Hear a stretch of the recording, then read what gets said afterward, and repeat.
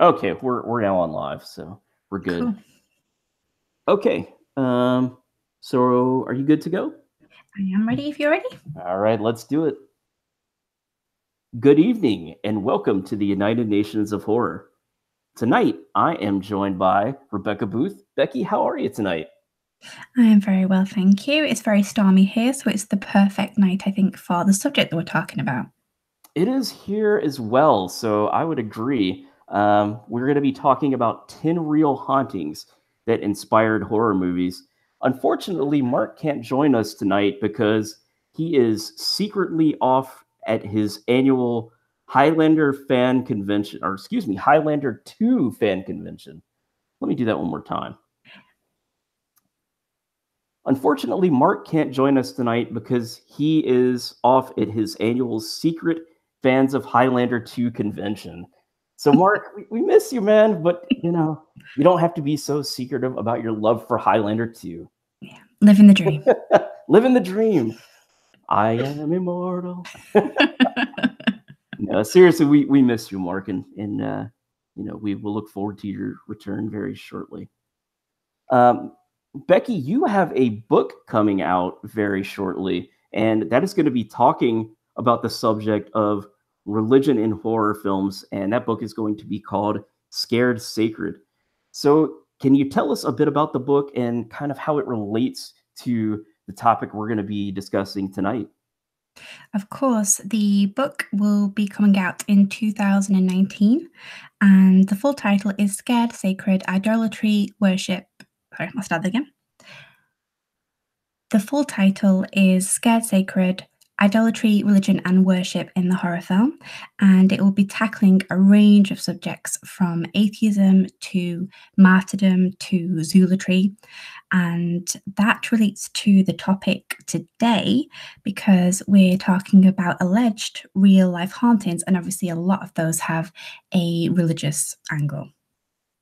Absolutely. And it's kind of interesting to me how all these supposed real events get made into films. It's definitely it's become a trend, I think, really since the early 2000s. So we're going to start off by just kind of talking about our background a little bit. Do you believe in ghosts or hauntings? I don't personally, but I really would like to, if that makes any sense. Absolutely. It's the same for me. I would love to believe in ghosts and the paranormal and hauntings, but it's a little difficult, but I still kind of have hope. And maybe that's why I still watch a lot of these kind of paranormal shows every now and again. It's like, well, maybe that one is real. But as we're going to be discussing tonight, even on this first film we're going to be talking about, this is one that I thought was probably real, and now we hear, well, maybe not so much. So let's move right into that. And the first film we're going to be talking about is The Haunting in Connecticut from 2009. That was directed by Peter Cornwell. The film follows the experiences of the Campbell family as they move hastily into a new house to be closer to the hospital where their eldest son, Matthew, who's played by Kyle Gowner, is receiving treatment for cancer. The house used to be a mortuary, and that's something I remember vividly, from the documentary. And Matthew chose the basement. He chose the basement of his bedroom to be um, that was originally the mortuary. So he soon discovers a hidden embalming room and begins to have terrifying visions of corpses covered in strange symbols and a sinister doctor figure. That'll keep you awake at night for sure. Yes, indeed, and it does. Yeah. Oh, yeah. Absolutely. The film uses the very real horror of Matthew's illness and the family's subsequent breakdown as a backdrop to the violent hauntings they experience, including references to ectoplasm. Makes me think of Ghostbusters, uh, and a vicious material that has been Oh, purported. sorry, that's just in brackets. It was just a description of what ectoplasm was. Oh, So it's sorry. Okay, so it's like a viscous material. a viscous material. Okay, Now I'm curious, what, like, just being, a dumb American here, what does viscous mean actually? A viscous material. I'm just gonna Google this exactly. Oh yeah, it's like a thick, Yeah. sticky consistency. So let's start that bit again. Yeah, let's do that one more time. It's actually, the way I've written it isn't very clear there. If you look at the sentence I've said, the film uses the very real horror of Matthew's illness and the family's subsequent breakdown as a backdrop to the violent haunting experience, including references to ectoplasm, and then in brackets, a viscous material that's been purported to emanate from the body of some mediums while in a trance. Just to explain what that was. But even if you kind of maybe don't want to say that and just say, including references to ectoplasm, spirit photography, and necromancy, the film explores some fascinating aspects because they're all Victorian spiritualism. And then if you say that, I can come in then maybe and say, like, ectoplasm, for anybody who doesn't know, is, blah, blah, blah. That sounds good. Yeah. Okay. Okay. Let's do take two on that. The film uses the very real horror of Matthew's illness and the family's subsequent breakdown as a backdrop, blah, blah, blah, as a backdrop to the violent hauntings they experience, including references to ectoplasm. Which is, for anybody that doesn't know, it's a viscous material that has been purported to emanate from the body of some mediums while they're in a trance, and it often is recorded during. Let's start that again. And it ties in closely to spirit photography. It's really fascinating because, I just kind of think of Ghostbusters, like, slime or ectoplasm. so, I learned something new today. Yeah, and those are elements that are very much associated with Victorian spiritualism and the spiritualist movement. And I also find kind of those aspects very interesting as well, because spiritualism was really so popular, during that period. I mean, it was almost a religion, during that time period.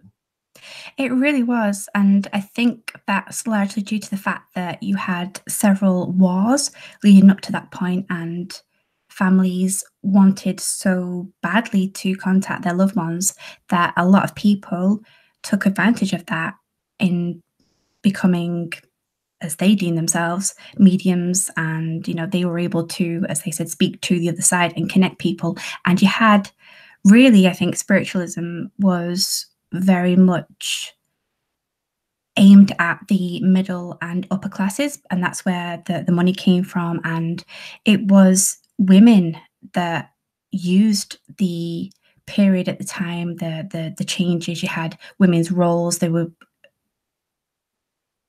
sorry, I'll start that again. Women at that time were, start that again. No worries. Oh, no, sorry. When you tie it in with the suffragette movement and feminism, women at the time were able to utilize this new trend, if you will, and as mediums play on their history with medicine holistically. You have, in terms of medieval times, women as healers, and that was associated with witchcraft. And of course, that translated quite nicely into this role of the medium.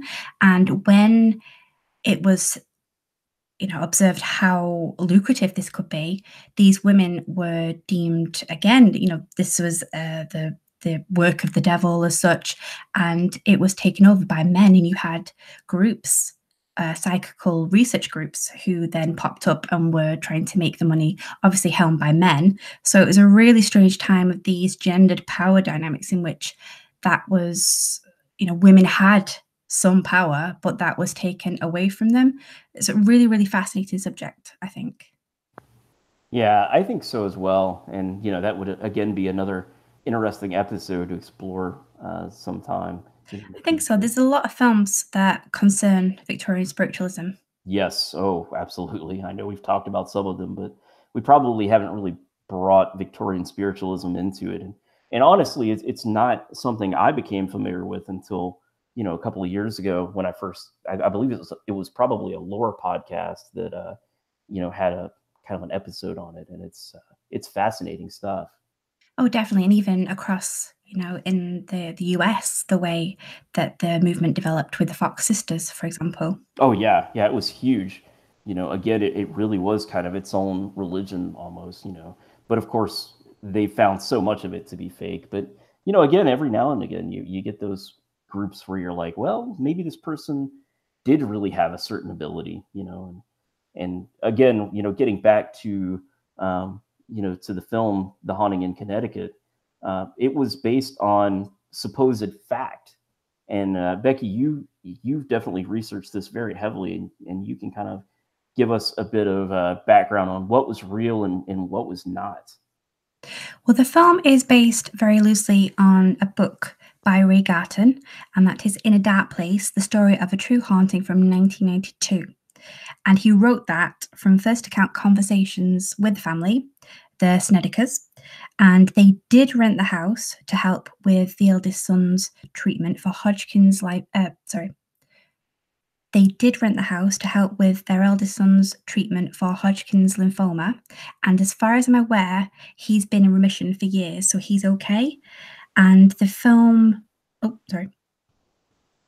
And the book documents the alleged ghostly figures witnessed by Philip, as well as red liquid that apparently flowed from the kitchen taps and was witnessed by other family members, and even the rape of the two parents, Alan and Carmen Snedeker, by the spirits.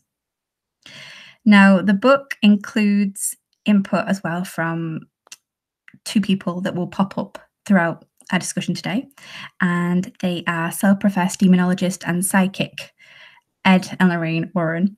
I feel like I know these guys personally now. We talk about them a lot on this show. Yes, indeed. So Ed was the self-professed demonologist, and Lorraine was the self-professed psychic, and they had a hand in the book. And Garton has publicly declared The Haunting to be a hoax. He said that the book was a work of fiction, and he was contracted to write it and couldn't get out of it. He's referred to it as the lowest point of his career. And if you want to hear more about it, there is a fascinating episode of the Monster Talk podcast, and that is called A Connecticut Haunting in a Keen Author's Court. Catchy title there. And it's a really, really fascinating insight into not only the hoax, I mean, for example, the rape that was allegedly suffered by Alan and Carmen Snedeker by the spirits. She is on, it's a talk show in America, I'm not sure which one, but she was on one of those, and she referred to the rape as around her anus, some like pinprick feelings, and somebody said to her, well, is that not piles? Or basically she just attributed this to the spirits. So it's a really, really strange case, but it's fascinating to hear Garton talk about it as a hoax. Also, how he was manipulated and contracted into writing this book. And that's something else that I find really fascinating in terms of these alleged hauntings. You have the Jensen book from the Amityville Haunting, and we have a very similar background there. So, as I'm sure we'll get onto later on in this list, but yeah, it's really, it's interesting to me that that you kind of have like these books that follow these events, right? Like it's always the case. It's like you have the supposed event, then they get an author to publish the book, and then the movie. Yes, which is at the end of the day exploitation. And I think when you have a film, sorry, I'll start again. I think that when you have a book that is so well known and so many people buy it, they're obviously gonna start again, sorry. I think it's exploitation. And of course, if there is a popular book that people are buying, it makes sense that somebody's going to turn that into a film and try to get more money out of that. So you can see the pattern here. But with this particular book, Garton said that the Warrens actually instructed him to fabricate content around the family's initial claims, and he accused the Snedeker family of drug and alcohol issues. So it's quite a sad story when you read into this background material. And the film itself, I really quite enjoyed, and I think you did as well. Yeah, it's interesting. I've actually never seen the film itself, but I saw the documentary, and I've seen the trailer for this. I remember when I saw the documentary a long time ago. That actually really it freaked the hell out of me back, in the day because I think I was probably a teenager when I first saw it, or maybe a young adult, and just the kind of idea that you had this old house with this mortuary in it. It really it got to me.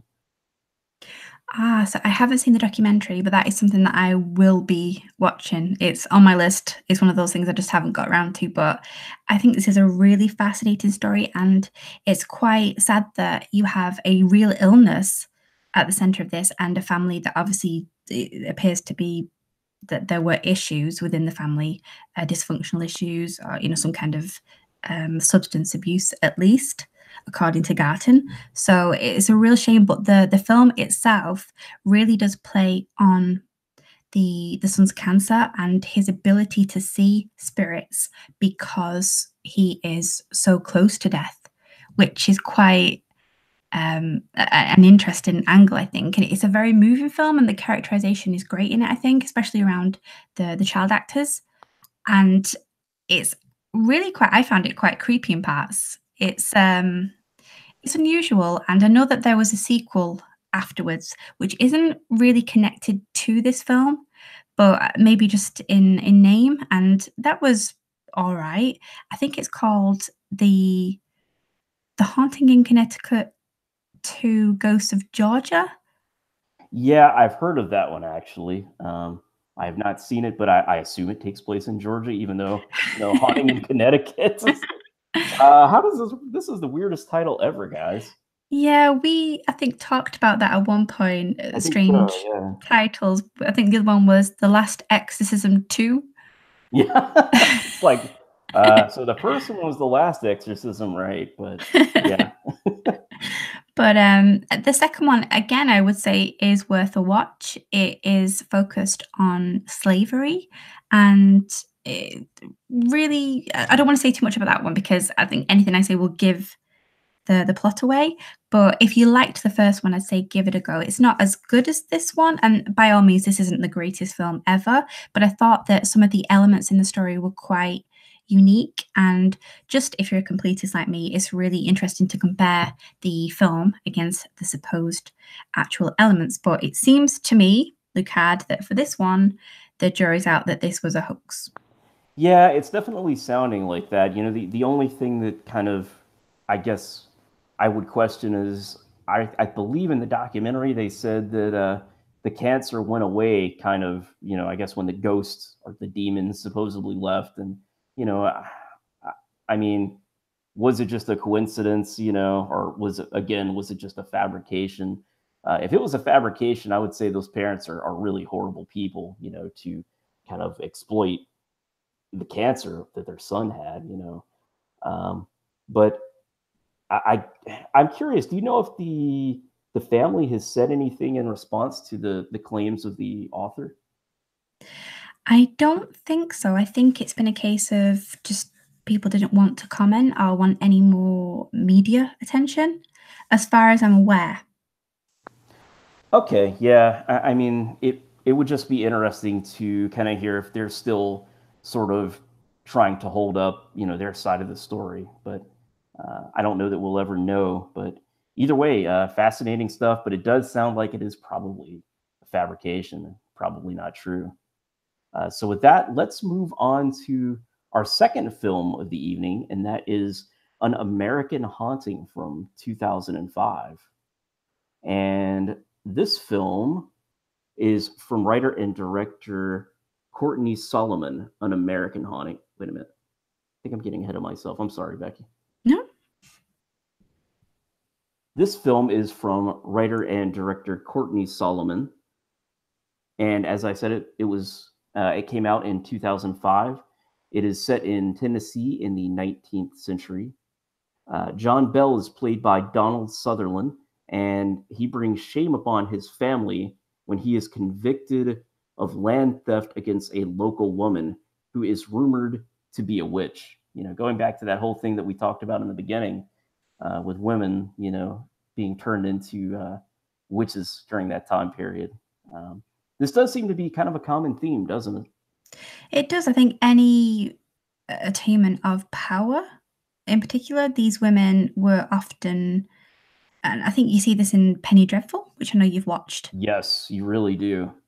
In And terms of these women did jobs that other people didn't want to do. And in Penny Dreadful, we have a woman who is known as, is it the cut woman or the cutting woman? I think it is the cutting woman. Yeah. Yeah. And basically, she's performing abortions, and women are sent there, and it's not talked about. And she is ostracized. She's a complete outsider.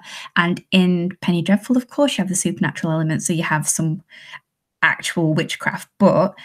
generally, I think any form of these women that were termed witches, any form of medicinal aid, they were deemed to have some kind of supernatural power, and that was a negative connotation. These women were ostracized, even though they were used by the communities. You often find that they were shunned, and then if anything happened, let's say a natural disaster or there was an accident or something, and you had that crowd mentality, you had these women that they were actually blamed for it, and that's unfortunately you hear about that time and time again. So it's really interesting when you look at the relationship coming back to spiritualism in Victorian times. You have that transition from this witch to, especially during like I say, Victorian spiritualism around that time, the hysteric woman. And we've talked about this before on our episode in which we covered the entity. Yes. Yeah. And that was So a fascinating episode. and again, that is a topic, a subject, I should say, that is covered quite extensively on Penny Dreadful, is female hysteria. That it is. Yeah, definitely a show to recommend for sure. Um, but getting back to an American haunting, John believes that the aggrieved witch has laid a curse upon him when the family is terrorized by a demonic entity. Eventually, Betsy, the Bell's youngest daughter, is apparently possessed. Quotations with the hands here. At the same time, John's health rapidly declines, and he asks forgiveness from the supposed witch he wronged. In a narrative twist, the woman reveals she is not responsible for the curse upon John's family. He is. And so that's an interesting twist there. And I was surprised to read that this has some true fact to it, Becky. It does, and this is quite a unique one in that the source material from the time that the event supposedly took place doesn't actually exist. And now, despite criticism to the historical facts in later years, Martin van Buren Ingham's book, An Authenticated History of the Bell Witch from 1894, is said to be based on diary entries from family members and considered to be the first and full length account of the haunting. And that particular text is the inspiration for adaptations cinematically of this tale. And this is just one in a number of films that are based on the legend of the Bell Witch. I think there's even a found footage film, maybe even more than one. And in reality, the Bell family claimed to have experienced supernatural occurrences between 1817 and 1821, and they were allegedly directed at the youngest daughter, Betsy. Now, the activity ranged from sounds such as scratching and knocking to physical attacks, which included pinching and biting. And there was even a report of an apparition manifesting, which was a dog with the head of a rabbit, which is very specific. That's a creepy combination. Yes, very much so. And at one point, the entity was actually speaking, allegedly, and referred to itself as Old Kate Bat's Witch, which is where the term Bell Witch originated. And Bell Sr. died in 1820 from symptoms that were attributed to poisoning. and many historians believe that he developed a neurological condition that manifested as a haunting. So he was hallucinating, and as the patriarch of the family went along with what he said because they didn't want to, be the subject of his wrath, basically. And either way, the legend has endured. And like I said, there are absolutely loads of films and quite a few books on the subject as well. Yeah, this is certainly not the first time I've heard of this. It's definitely a historical kind of haunting, and I think whether you believe it's true or not, it's fascinating. Um, and I mean, I've even heard like neighbors supposedly saw like kind of these apparitions and stuff. Have you heard anything to that fact as well, or is that kind of fabricated? Yes, I believe so. Yeah. So I mean, again, maybe it was a neurological disorder, but I think unfortunately, the further you go back into the past with this stuff, the harder it is to really prove whether it was fabricated or not, because obviously we're talking about something that happened like 100 years ago. So there's just not a real good way for us to go back and, get specific proof. And that's kind of unfortunate. Yes, and I think even if other people said that they did see similar things, again, it's a collective hysteria in some ways, in which, if somebody hears of something and somebody, a tale is embellished upon and things just kind of get out of hand. Right. Yeah. I've seen videos to the fact like showing people in an office will like, they'll kind of mimic what other people are doing. Like this video was in a doctor's office, and people would just stand up for no reason. And this one guy who's not in on kind of the study or the prank, he keeps standing up whenever other people stand up. So I think humans kind of tend to, they follow along sometimes. There's a group dynamic there, and I think sometimes these hauntings probably kind of have that similar dynamic, where you sort of say, "Oh, this person said they saw it. I saw it too." Exactly. And this, in terms of the film, is quite uniquely adapted in that the film takes a very, very dark turn. And you alluded to the twist when you gave the summary of the narrative there at the beginning of this section, but I don't think we want to go into spoiler territory, but it's a very interesting way that the tale is spun in terms of the family dynamics and what happens to the characters. Yeah, I think it's nice to kind of have a twist on this. So we won't get into spoilers, but and again, this is a film that I have not seen like all the way through. I've seen clips and trailers, but it looks like it's a really, really good film. Um, and I love anything based during this time period. Yeah, it's not my favorite. It was a little bit slow for me, and it's a shame because we have Sissy Spacek in one of the lead roles as Belle Senior's wife, and Belle Senior is played by his name's completely gone out of my head. Um, I'll start that again. Donald Sutherland. okay. I'll start again. Sorry.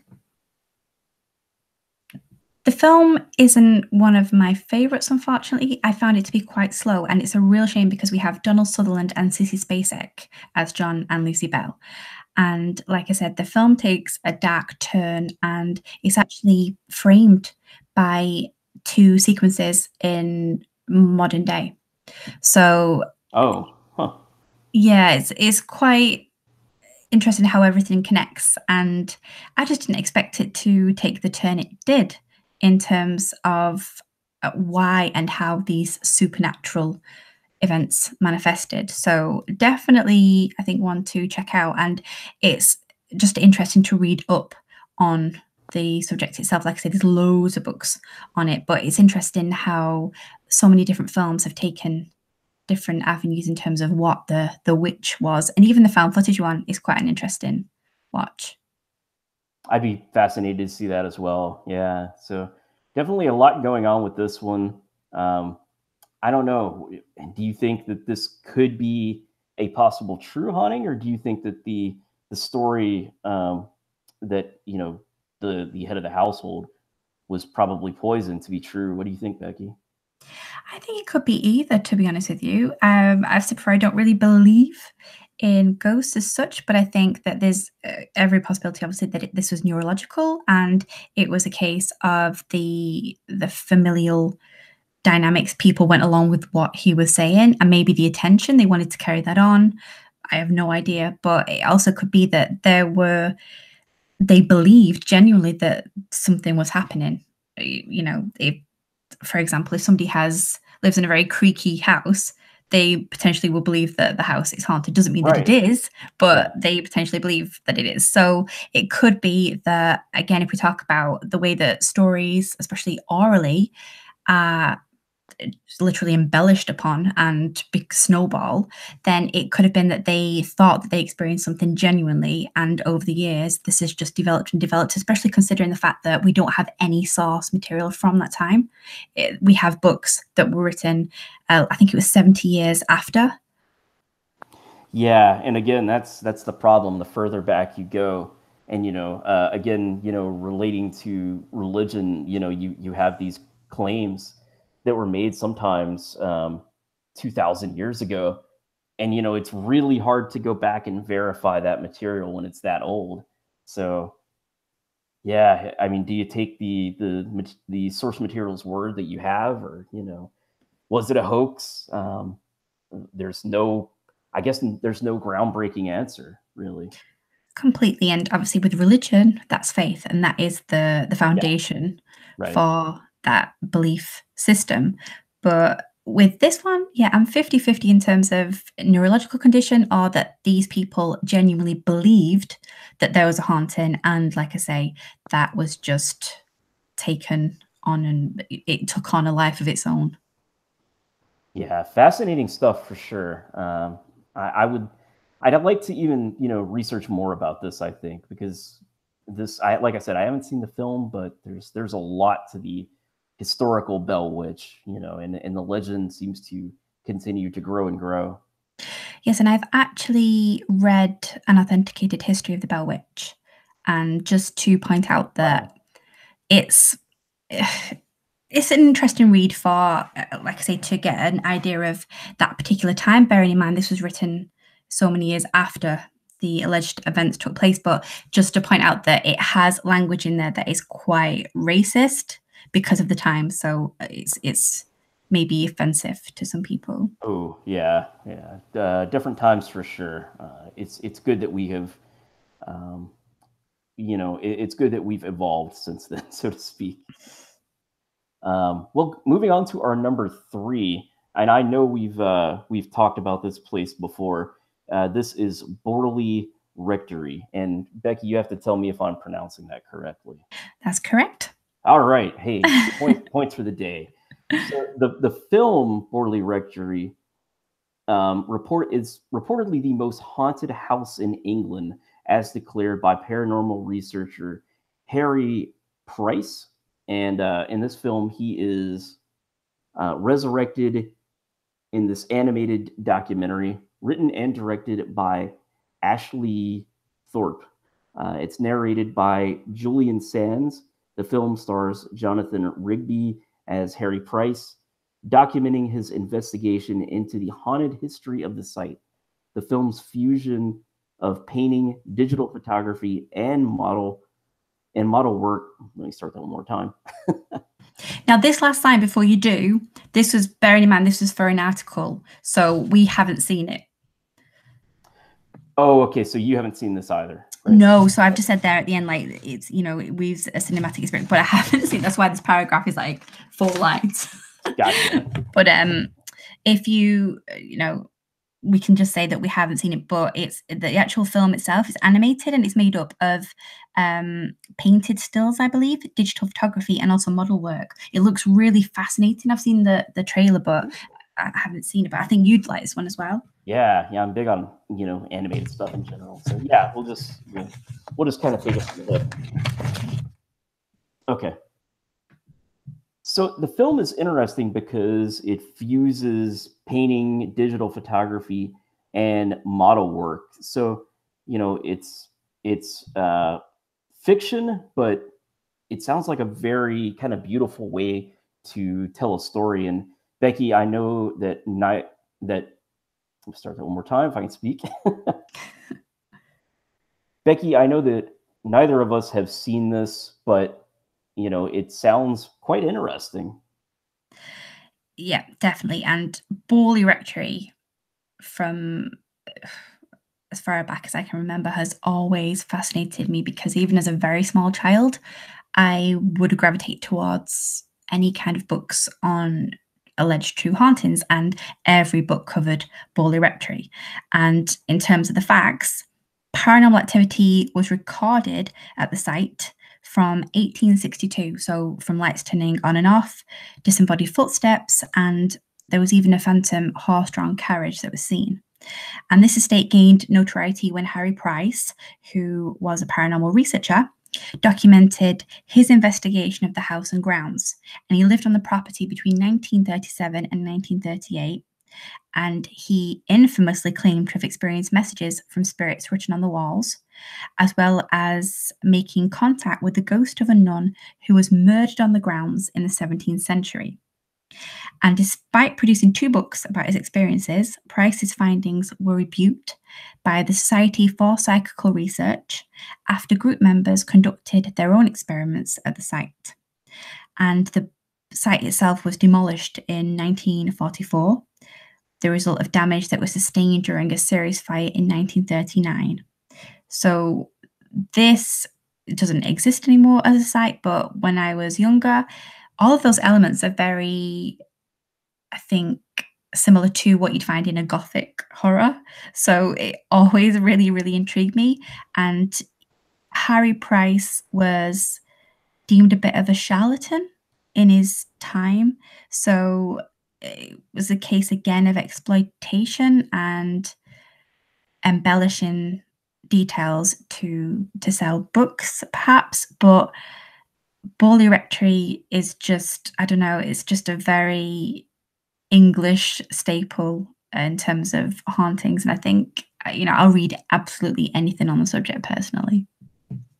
Yeah, again, it's one of those situations where, as far as kind of proving whether it did or didn't happen, it's a shame because it's gone now, so there's no way we can really know if Price was telling the truth, or, as you said, was he embellishing the truth in order to sell books, which that could certainly be the case as well.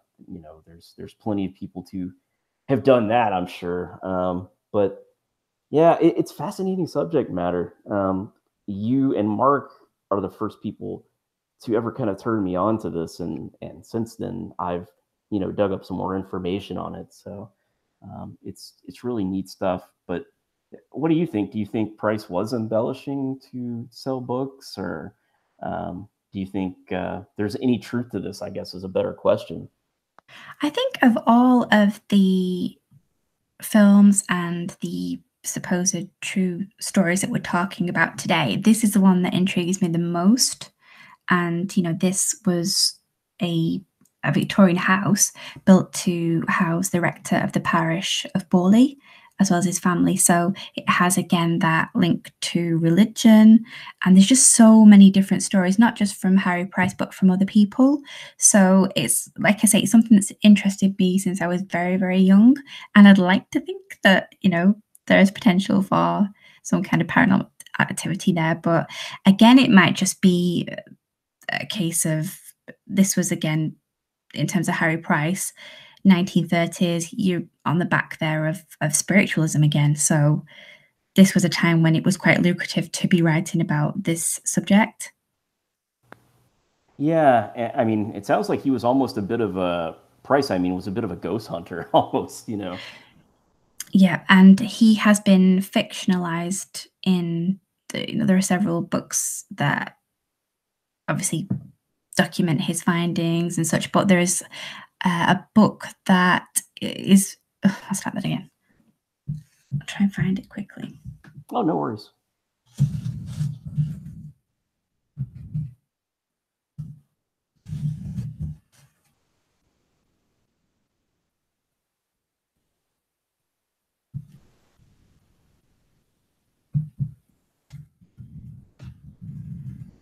I'm not gonna be able to find it. I'm sure there's one. There's like somebody's written a fictional book, but it's about Harry Price and his findings.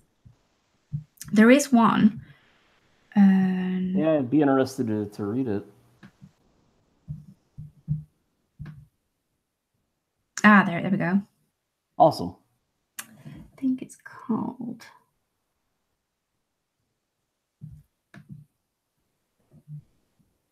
Just check.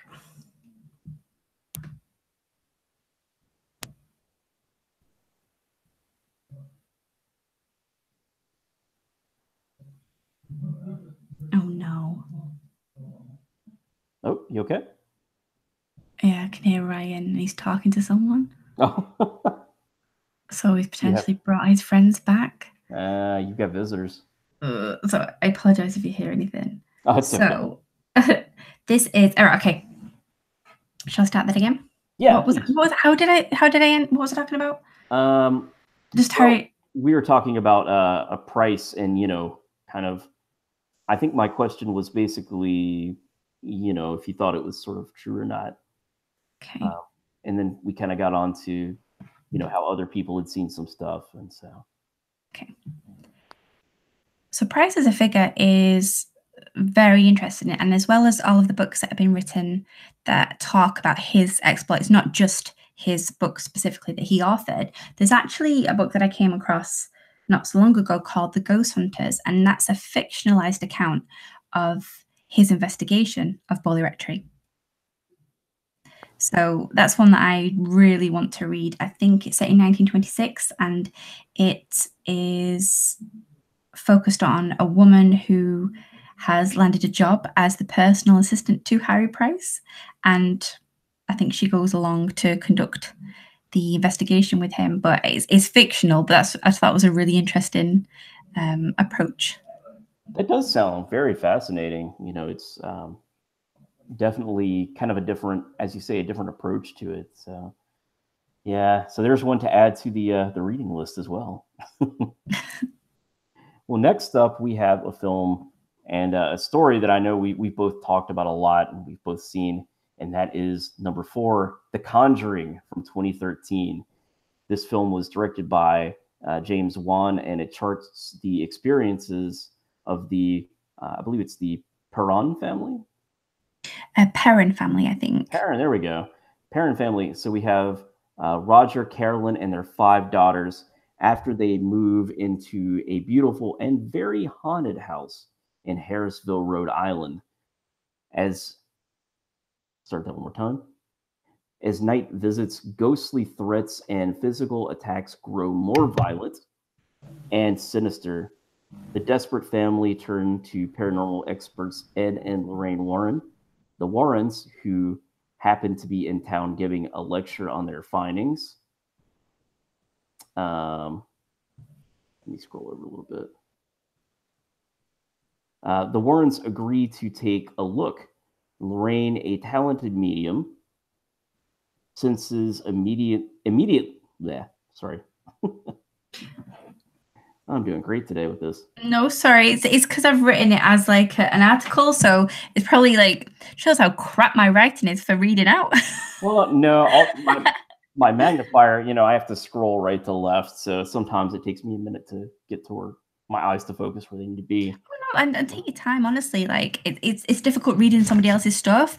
You know what I mean? Like, because I've written it, I'm like, I know my intonations and everything. Do you know what I mean? Yeah. I went over it earlier, but that's what normally I try and drop like bullet points in when I know somebody else is hosting, as opposed to like I will just hash it out and try and read it so it doesn't sound like I'm reading it. But no worries. But yeah, let me do take 2 there. Lorraine, a talented medium, senses immediately that a demonic entity has attached itself to the family. This is revealed later to be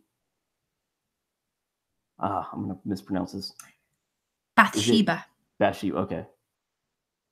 This is later revealed to be Bathsheba, a fearsome witch who plagued her allegiance to Satan and murdered her own baby in the process. That'll bring you down. She continues to She continues her evil work from beyond the grave, possessing mothers and manipulating them to murder their own children.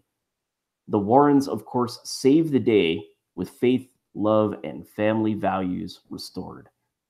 So, Becky, this was a really interesting take on the Warrens. It was definitely like a Hollywood style that kind of makes the Warrens into these kind of ghost hunting paranormal heroes.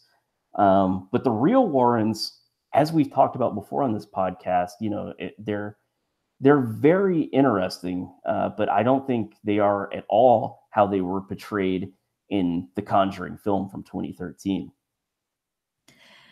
Yes, very much so. And if you are participating in the drinking game today, every time you hear the word Warrens, take a shot. Yes, indeed. We both be plastered by now. Yeah, indeed. This film, I said it before on the podcast, I think was genius in the way that it created these legendary, heroic figures, and very much in terms of Christianity and family values, that conservative ideology, just completely rewrote these real life characters to become fantastic heroes, and they did a great job of it because they're very likable in the film. I Oh, think. absolutely. Yeah, I love them. I was like, man, these guys are terrific. When I'm haunted, I'm gonna call them. But in real life, yes, they have had so many accusations of fraudulent activities. So not just hoaxes, but also, in a way, as pariahs. I think, is that the right word? 1 minute. Is that Yeah, the right? Is that the word? 1 minute. I'll rephrase that.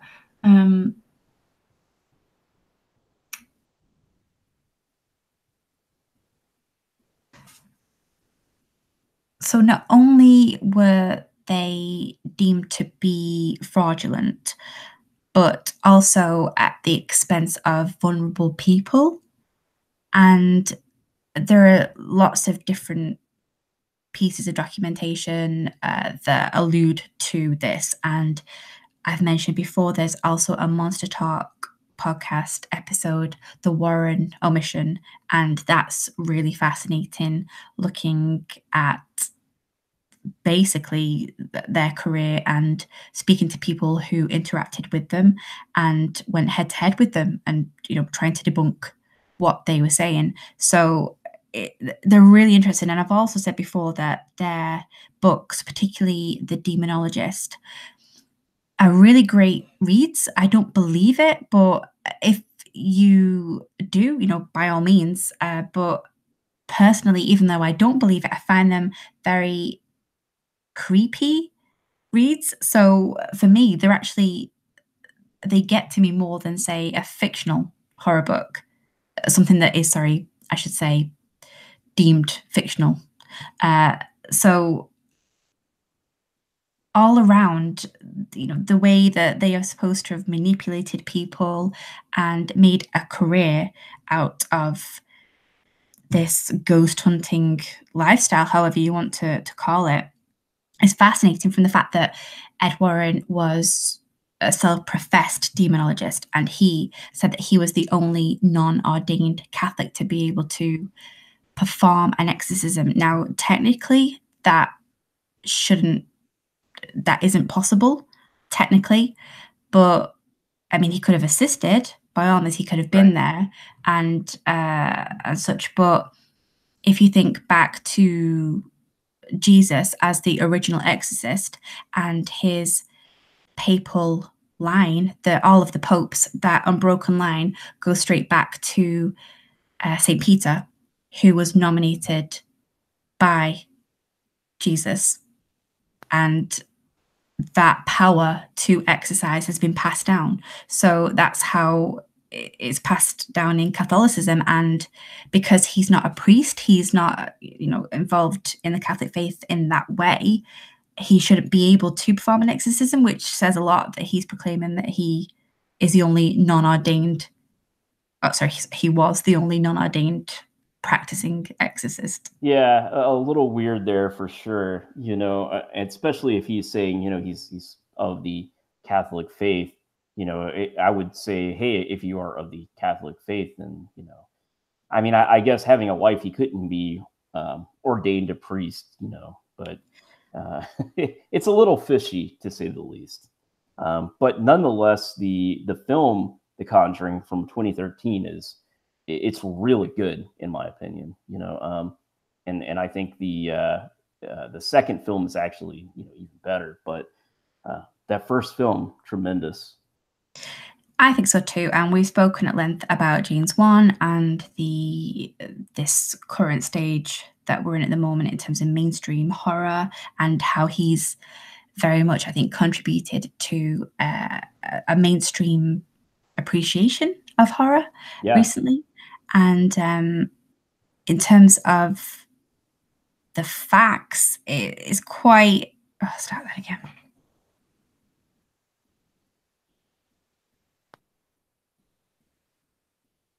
So, coming to the facts associated with the film, The Conjuring proclaims that it's based on the Warrens' case files, and these are included in a series of books that they have published throughout the years.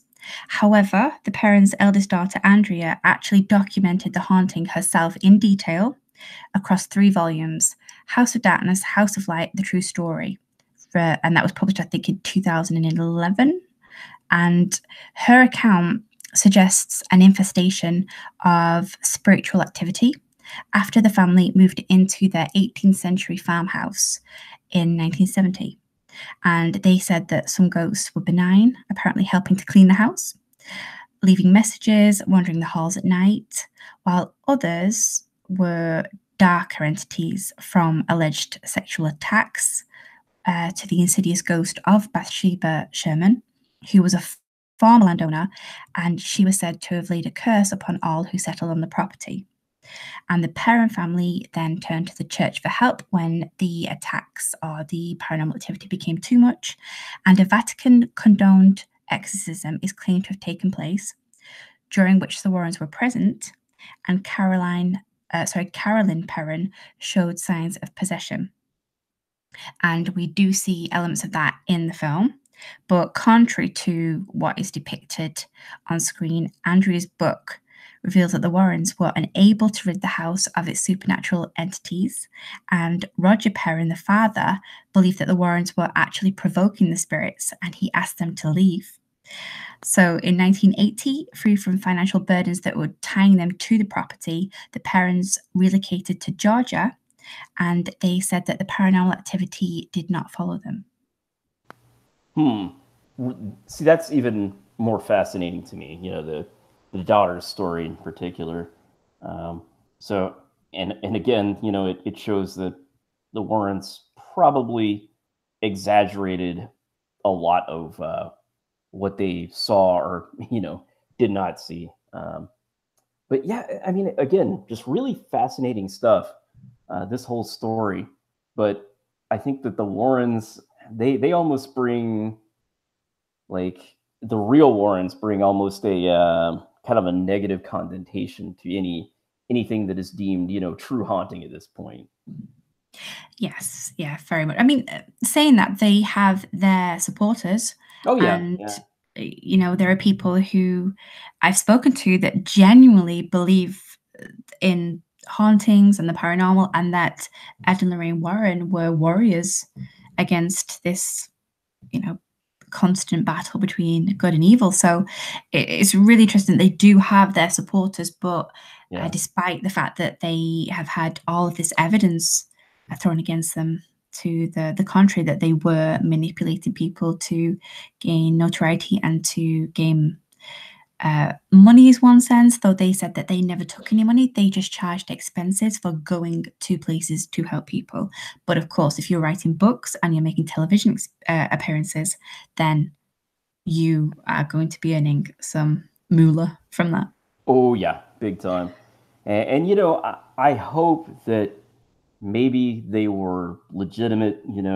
maybe they were hunting these evil entities, but the evidence points towards towards the fact that they probably weren't. And I mean, there are always going to be true believers, I think, but you have people who follow these crazy cult leaders too, and they're also true believers. I would point that out. So I feel like people just have to be so careful with what they believe in and who they believe in. Unfortunately, it seems like not to be negative, but it seems like the human tendency often goes towards greed.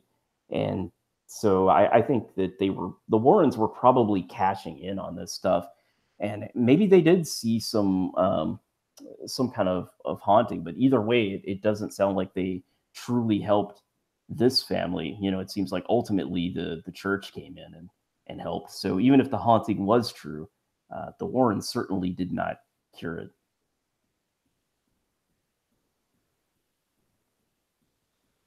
And with that, we are going to move to our fifth title, and that is The Entity from 1981. And this is one that we have talked about at length. But just to catch everyone up who hasn't listened to that episode, the film follows the psychological and physical horror experienced by Carla Moran, who's played by Barbara Hershey. Yes, and she is also the mother in Insidious, the mother of Patrick Wilson. Oh yes, yeah, you're right. And this film it's disturbing in a lot of ways. She is sexually attacked in her home by the entity, and doubting her sanity, the vulnerable Carla is subjected to probing psychological sessions that reveal and focus on her troubled childhood. These sessions suggest she is suffering from repressed trauma manifesting as female hysteria and only serve to exasperate her symptoms of her scientific diagnosis.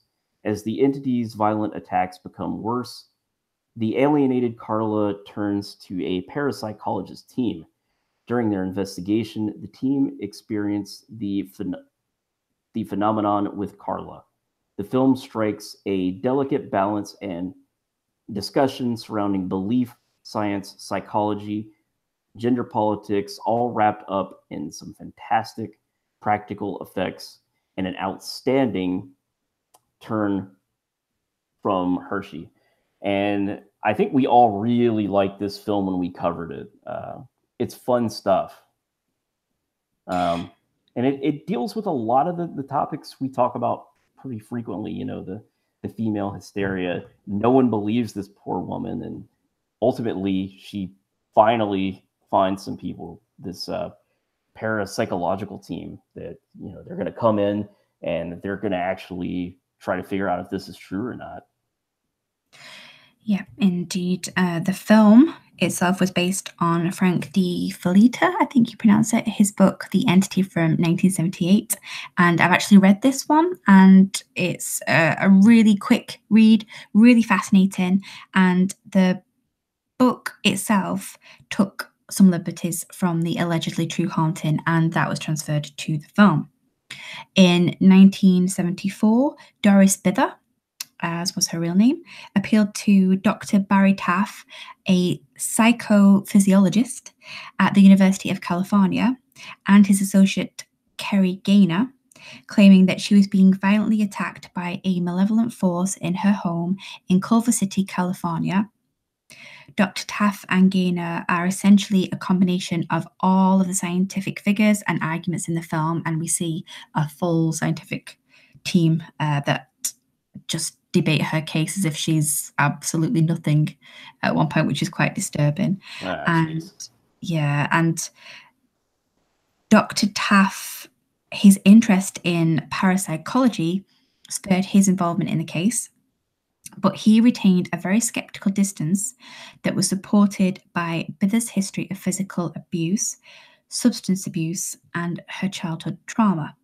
And Bither's children all corroborated their mother's claims of poltergeist activity, which ranged from the mundane, so such as furniture shaking and objects moving of their own accord, to the horrific bit that attested that the house was haunted by three spirits, one of which would rape her while two others held her down. And we see that in the film. Yeah, it's pretty graphic stuff in the film, and this stuff is. I feel like this is the case that kind of makes me think, okay, this one might be real. I don't know. It's what do you think, Becky? Again, I think because the book and the allegedly true events all were very closely aligned to Bither's psychological states and repressed memories and such, because she is supposed to have had a very difficult childhood, potentially that involved some kind of abuse from her father. And I think that her first, I'm not sure if she was married, but I think she was pregnant at the time when her partner was killed in, I think, a motorbike accident. So all of this is said to have come out in, manifested, I should say, in this particular way. So just getting back to the true account, despite his reservations, Dr. Taff said that he did witness supposed poltergeist activity in which the entity manifested as energy or light, and this phenomenon was documented in a series of infamous photographs. And if you haven't seen these, they very much remind me of the photographs that were taken of the Enfield haunting, which was again extremely I'll start again. And these photographs, it looks like lightning in them. And interesting anyway that there is allegedly some physical documented evidence that you can literally Google. And Bither moved several times, she said, trying to rid herself of the spirits. And she said that the attacks did become less frequent, but she never fully escaped her demons, unfortunately, because she died, I think it was of a heart attack in her 50s. Yeah, I know she was still fairly young. It's really it's tragic, whether it was just the anxiety from what she thought was happening to her, or there's I guess no way to tell, but it's very sad, either way. It really is. And, reading the book and watching the film, they are both really interesting insights into that tension between science and belief and faith and religion. I guess it's really difficult because on the one hand you have this woman who, even if she believes that this is true, and if that is unfortunately due to some kind of repressed trauma, it's the way that in the film especially she is dealt with by the scientific teams. It's Oh again coming yeah, back to, they're complete jerks. yeah, and that comes back to, like you were saying, female hysteria and the way that she isn't believed, and you can tie this into now the Me Too movement. Yeah. Oh, that's very prevalent now, isn't it? So it's a really, really uncomfortable one, whether it was true or not, what you believe, what she believed. It's, for me, it's the way that she was treated. Yeah, yeah, just no one wanting to believe her, and that should never be the case. I don't understand why anyone would be treated like that. But yeah, either way, her story, the real life story, is one of tragedy. But the film itself, I think it's very good. And as you said, it definitely touches on a lot of topics. A lot of times, like I feel like sort of this um, religion, if you will, or in science can kind of coincide, but a lot of people would certainly disagree with that. Um, but I think, there is potential to learn from both. But it is hard because it's two very different mindsets, that of faith and science. Science is more practical, I think. But when you read of cases like this, I would say, hey, we don't know everything. Maybe there is something more to this that we don't know. Um, but I'm fascinated by science. I keep up with things that interest me in the scientific world, and there is probably, if there are in fact these spirits or ghosts or whatever they may be, it's possible we just don't have a scientific explanation for it yet. Completely. And that's the thing about this particular case, in that despite his reservations, the doctor, the psychophysiologist, he said that he did witness poltergeist activity. And we have those photographs. And again, that could be a way to make money and to, elevate him in terms of his interest in parapsychology. But it's just a really, really interesting case. And I think the film beautifully captures the the the kind of persecution of belief. And even if this is a psychological condition, this person, in terms of the film, should have been treated better than she was. And we don't Yeah. know the exact way that happened in real life, but even from the fact that this doctor said that he did believe her, that could have been just to make money on her. So it's a really, really difficult one, I think. Yeah, I think so too. And, this subject matter in general is just, it's really fascinating. But as I said, just uh, the real life person is such a tragic story. Um, but these are important topics, and um, I don't know, because I'm sure that non-believers who, would listen to me say that I think, science and religion can kind of work together. They probably think like I'm absolutely nuts, and I think that is kind of true sometimes of, religion or belief, because it is faith based. So I think the key is maybe coming together as human beings and kind of gaining some common understanding. So hopefully we can learn from each other and sort of, move on. But again, that's my kind of Star Trek hope for the future. So No, completely. And I would say, to have, if you're not familiar with the case or you haven't seen the photographs, definitely have a Google, because yes, it's one to look at. yeah, and it is interesting that they were kind of similar in the two cases. So it makes you think a little bit. Maybe there's something to it. So, playing the X Files music here, and moving on to number 6 is The Exorcism of Emily Rose, which has been on my list forever. Um, so, The Exorcism of Emily Rose, it came out in 2005 and was directed by Scott Derrickson. Is one of very few horror films to center on a court case. Fathered Richard Moore, played by Tom Wilkinson, is a Catholic priest accused of negligent homicide after a 19-year-old woman dies during an attempted exorcism. The prosecution argues that Emily suffered from epilepsy and psychosis, which presented itself in such a way that she was convinced she was possessed by a demon. Instead of seeking further medical attention, Emily's strictly religious family and local priests believed her claims of possession and performed regular exorcisms. Emily died from malnutrition and self inflicted wounds, and the resulting court case is a fascinating argument between science and the supernatural.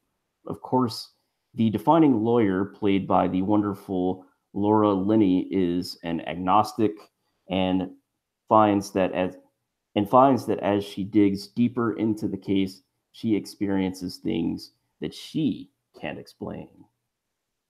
So interesting stuff. I mean, I have heard some of the true facts involved with the true story, but I'd imagine it makes for a great film, Becky.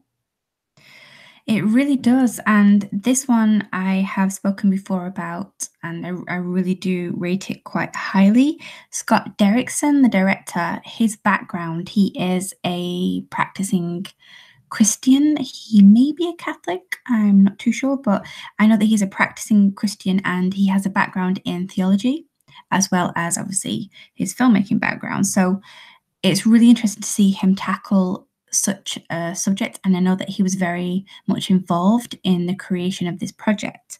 Now, the film itself, I always thought straddled that line really beautifully between the supernatural and science. It does veer one way, but and I've said before that for me, it's a shame that it does to that extent. But it wasn't until reading a review from Mark on the film after he recently watched it. He created a letterboxed review and he said that he was very uncomfortable watching it because this is based on the case of a real woman and it slaps on, basically, he said, this supernatural slant, and that really takes away from the underlying, what appears to be, medical condition that this poor woman was suffering from.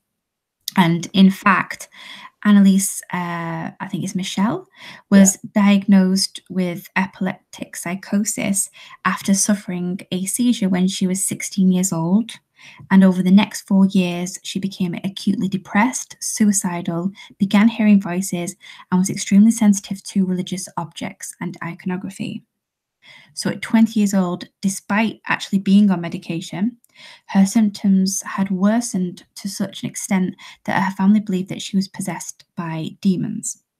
They turned to the Catholic Church, and 2 local priests were authorized to perform exorcism rites in 1975, and a year later, Annalise was dead. Mm. Now, her family and the priests were charged with negligent homicide, sentenced to 3 years of probation, and fined. The church itself officially classified the case as one of mental illness and not possession, which I think is a really Mm. important thing in this particular story. Yeah. So, for me, it's a tragic story of negligence, and photographs of the emaciated Annalise, as well as recordings of her talking in an unnatural voice while possessed during the exorcisms, are really truly haunting. But just as Mark said, this seems to be quite exploitative in terms of what this poor woman went through. Saying that, in defense of the film, the line that it draws in terms of the supernatural elements and the religious aspects of it, and again, this comes back, I think, to Scott Derrickson's own background, it's very much one of hope, and it tries to say that her death had meaning. Now, you can take that to be exploitative, but you can also take that to, in terms of her background and her Catholic belief in her family's, that is one way of making sense of what she went through. Now, whether this could have been prevented is obviously the other aspect of that. And for me, she should have been, she should have been subjected to more medical tests, of course. Yeah. And I think the film does go into that in quite a lot of detail because, as you said, the film is one of very few films that I know to contain at least a scene in a courtroom. This is very much played out in the courtroom, and it has flashbacks. And whoever is on the stand and telling their story, you see that from their perspective, which again, I think really plays into this idea of belief and which side you stand on. So it's a really interesting film that really does try to get to the core of that, again, tension between science and religion, but it is in a lot of aspects a very uncomfortable ultimate line that it draws. Yeah, it really is. Have you heard the recording of Annalise Michelle? You know, when she was supposedly possessed.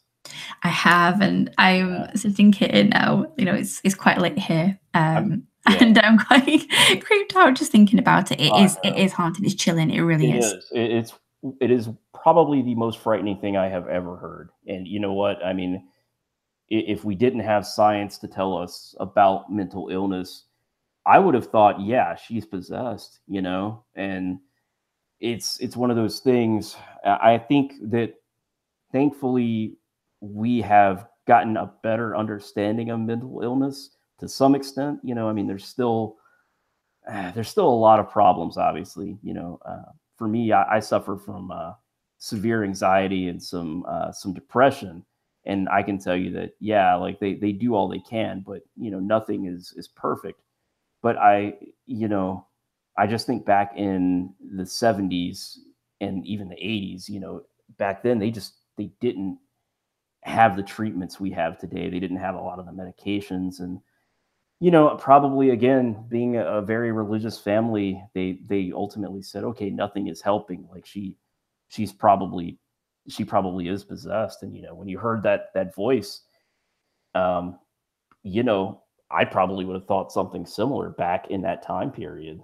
So it's really disturbing stuff, especially the real case, and I think maybe that's why I've hesitated to watch the movie a little bit too. Just some of the things that I know about the film, or I should say, not really a film, but the real case, compared to the film. You know what I mean?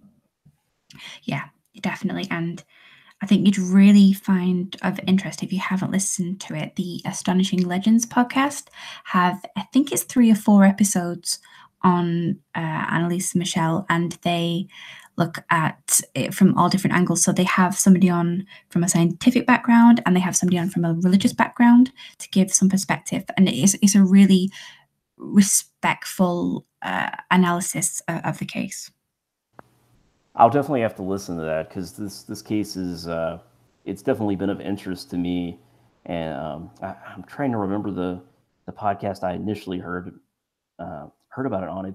I know it's like a scientific podcast where they debunk a lot of things like exorcisms. They certainly discount exorcism completely on that podcast, and this was sort of the case they used to kind of make their argument. And honestly, it's a damn good one, if you look at it now.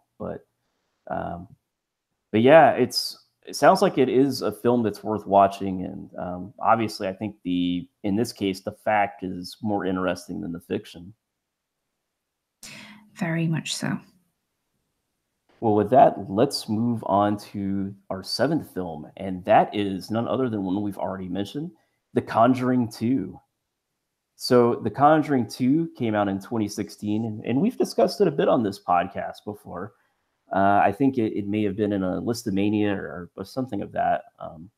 But it expands and builds upon the first film, effectively incorporating two cases recorded by paranormal investigators Ed and Lorraine Warren. Drink. Indeed. Again, we're just totally sloshed by now.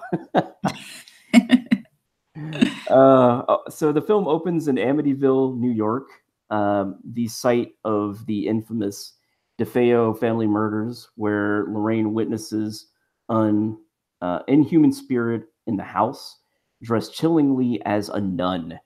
And we, of course, know this nun is Valak now, right? So this nun has become very popular in recent years. I think Valak is probably kind of, she's going to be sort of up there with Freddie and Jason and Michael Myers in a couple of years. Well, she soon realizes that the demonic entity has followed her home and is convinced that it is waiting for her and Ed to stop helping people terrorized by such evil forces. The action moves to Enfield, England, and this is where I found the movie to be so interesting. Where the single mother Peggy, uh, is it Hodgson? Hodgson. Hodgson lives with her 4 children. The family is under attack from an apparent poltergeist, and the activity is fixated on the 11-year-old Janet. When called upon to help Peggy and her family, Lorraine is anxious, and Ed reminds her that they are doing God's work, and the pair jet to England as the two storylines become one. So this is an outstanding film. I loved this film when I first saw it, and I think you did too, right, Becky? I really did. And I think in a lot of ways, prefer it to the first film. I do as well, and I enjoyed the first film quite a lot, as we talked about a few minutes ago. But I think kind of having them go off to England, to do God's work was kind of really appealing to me. I was like, this is really cool, and I think that the not only is the setting more interesting to me, but you know, just the family they dealt with was kind of more relatable, and um, I don't know, it just really worked for me all around. Yeah, I loved the way that it fused the two stories together. And for anybody who hasn't seen it, we won't go into spoiler territory for that. But just the way, in terms of the narrative, that it very creatively pulls everything together, I really enjoyed. And I am a big um, fan. What's a strange way to say it? I'm very interested in the Enfield haunting itself. So it was, as well as I should say, the Amityville haunting. So it's really interesting to see those two cases side by side in this way. And as we've spoken about before, I just found it absolutely hilarious that the council house that they live in is, I think it's a semi-detached, and it's the biggest house I've ever seen. And like, I grew up in a semi-detached similar house, and I'm telling you now, the rooms are not that big. But Only in Hollywood. it just really made me laugh. But I think it's very effective. There was some, of course, we're going to get the jump scares in this, but again, as we've touched upon, the characterization in one's films, I really do adore it. You care about these characters, even secondary characters that aren't on screen for very long. They're so well rounded. I know these are period set as well, so I think that helps. But I really do rate this series, and I'm very, very, very excited to see what The Nun has in store. I am as well, and that's going to be coming out very soon here. So I'm sure that we will both be at the theater for that one. I'm definitely going to be there. But coming back to the actual facts in this case, the film, which again is directed by James Wan, takes Guy Lyon Playfair's book, This House is Haunted, the true story of a poltergeist from 1980 as its inspiration. And in 1977, the Hodgson family experienced knocking sounds and furniture moving around by itself. Believing someone to be playing tricks on the family, Peggy Hodgson, the single mother, called the police, and an officer in attendance issued an official statement later on to say that she did see a kitchen chair move across the room. And then this was followed by a slow build-up of media attention from newspapers to radio. And eventually, Lion Playfair and Maurice Grosse, in their capacity as members of the Society for Psychical Research, practically lived with the family for, I think, 2 years while documenting these paranormal events. And this included witnessing toys being thrown around the room. They took photographs of Janet and Margaret being thrown into the air. And again, these are very interesting in terms of the photographs to compare them to the photographs of Doris Bithers and the entity from The Entity. And they also recorded Janet speaking in a deep, unnatural voice. Now, while the Warrens were actually only in England for a day, again, this provoked critics to claim that they were manipulating media attention. Grosse and Lion Playfair both maintained that the events that they witnessed were genuine. Janet and her older sister, Margaret, did admit to faking some aspects of the haunting, and this is no doubt because they enjoy being the centre of attention, but they both insisted that what they experienced was real. Peggy was accused of fabricating the story several times in a desperate attempt to transfer to another council property, and she adamantly refused. Sorry, She adamantly refuted this, and despite the alleged haunting, she remained in the house up until her death from breast cancer in 2003. And this is touched upon in the film because we do get an element of Janet faking things, or believed to be faking things. But of course, coming back to this very sanitized version of the Warrens as heroes and bringers of faith and, like I say, conservative values, they determine that this is a supernatural event and they save the day again. And they even in the film suggest that Peggy died in a chair, which is very integral to the narrative, which I thought was it seemed quite exploitative. She may have died in that chair, but I don't think she did. Yeah, that is rather exploitative. I agree with you there. They could have kind of done without that, probably. But Yeah, yeah, and the other thing that always got me, I mean, Lion Playfair was obviously an author, so he had a stake in this whole scenario because he wanted to write the book. But Maurice Grosse had lost a daughter, and his reason for joining the Society for Psychical Research, I think, was to try and make contact with her. Again, coming back to spiritualism and the whole need at the time for, people really wanted to contact loved ones after, with so many wars, yeah, the so many deaths. But in a way, this is quite, I think, a real sad story that he really attached to this case and became obsessed with it yeah. in some ways. And he's a really interesting guy. Reading up about the case, he was an inventor, and he invented the advertisement boards that roll around themselves, the mechanism. So they, you have one image of an advertisement, and then it would roll around to the next one. Oh wow, yeah. But Poor guy. it's just, I think it's a real shame in that I think people's very vulnerable natures were played upon again in a Yeah. similar way to spiritualism. And there was a 3-part, I think, television miniseries, The Enfield Haunting, and that was Timothy Spall in the role of Maurice Grosse, and Lion Playfair was played by, I think his name is Matthew McFadden, and I really enjoyed that. That went into these elements, the very human elements, in great detail. I would like to see that. That would be really fascinating. I'd really recommend it. It's a great little series, and I think, much scarier than this. The scenes in which Janet speaks in the other voice in that, my hair was standing on end.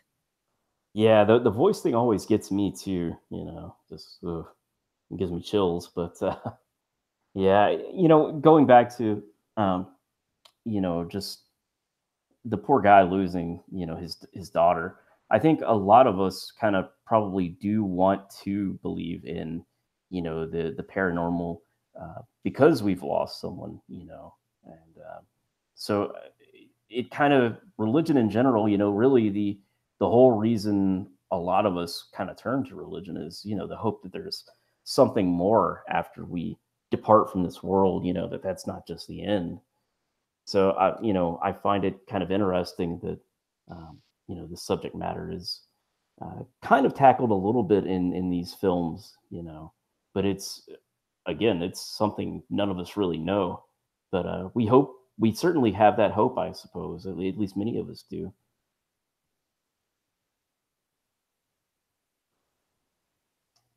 Anything else you want to add there, Becky?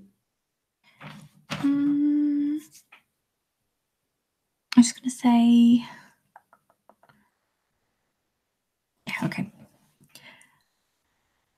I completely agree. And I think not only the response to losing a loved one, obviously, you'd want to believe that there is something else and that you'll see them again. But also, when confronted with your own mortality, it's so much easier to think that there is something after this. So you can see why people want to believe and do believe and search for that proof, evidence of that. And also, just when you lose a loved one, the thought that you could potentially make contact with them, that you don't have to wait until you do pass on. People have obsessed over this for, for centuries. Oh no, I'll say that again. And also the idea that you could potentially connect with a loved one when they have passed on, that you don't have to wait until you do, is obviously very attractive to a lot of people. And there is a well documented case of somebody, I don't know the exact time period, but I believe that he actually killed himself in and had his assistant try to contact him. Yeah, I remember that story. And again, I think this is kind of around the time of spiritualism when it was really big. And, unfortunately, he did not make that contact. So, Indeed. So it's very, very strange, but yeah. Now, was it because he killed himself, or was it just because he, was not there? These are kind of depressing topics, I guess we probably don't even want to touch on here, uh, but yeah, just going back to The Conjuring 2 very quickly. Again, I think it's one we both recommend, highly recommend, and like even if you haven't seen the first one, I think you can kind of jump on board with this one and pick up the story really easily. yeah, I'd agree with that. So with that, we're going to move to number 8, and that is Deliver Us from Evil from 2014. And again, this film is from Scott Derrickson, and he directs another entry. He gets another entry in this list here, tackling the subject of possession. Deliver Us from Evil 2014 follows Sergeant Ralph Sarchi, and hopefully I'm pronouncing his name right there, played by Eric Bana of the NYPD, as he investigates a series of crimes across New York that have a demonic purpose. Taken under the wing of a young priest, he must battle the forces of darkness and risk his life in performing a Catholic exorcism. So, interesting looking film here. Again, this is one that I've seen the trailer to, and actually, even when it came out, I thought, man, I would probably enjoy this. Have you seen this film, Becky? I have indeed, and I expected great things from it because of The Exorcism of Emily Rose. And despite a great cast, I mean, Eric Bana, and I don't know the actor's name who plays the young priest, the young hot priest, I will add. Oh These yeah. Hollywood films, you've got to love the fact that, everybody is just beautified. Oh, Um, always. of There are no course. fat people in these films. I keep looking for them, and they're just not there. I feel out of place, Becky. Oh, me too, me too. But yeah, I really expected high things from it. And the first time that I watched it, I was very disappointed. It was critically panned. And it's just, I don't know why it just doesn't quite come together. The other main actor in it, the person who becomes possessed, is played by a character actor, and I don't know his name, unfortunately, but he is somebody who I equate to, say, Brad Dourif. A character actor. He's in all sorts of things. I've seen him in the Borgia, all sorts, and he's a fantastic actor. But the elements of the film just didn't seem to come together, and I'm not sure why.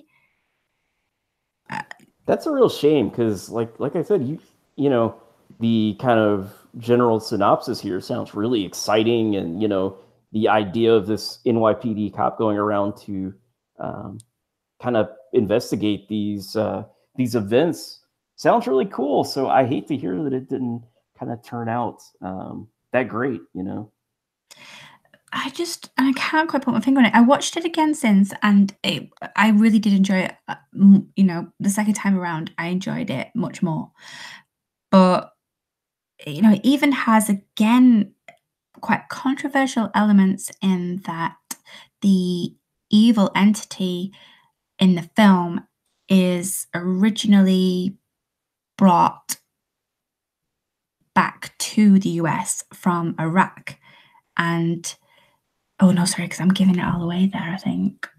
I'm kind of not, but it's not revealed until later on in the film, if you know what I mean. It's not like a massive plot twist. Yeah, I don't think that's giving too much away. But I mean, I can see, I guess, why they would maybe do that, given the, obviously the war on terror, if you will, But I can also see how that would be controversial. Um, It is a little bit controversial, and I think it could have had. Let's start that again.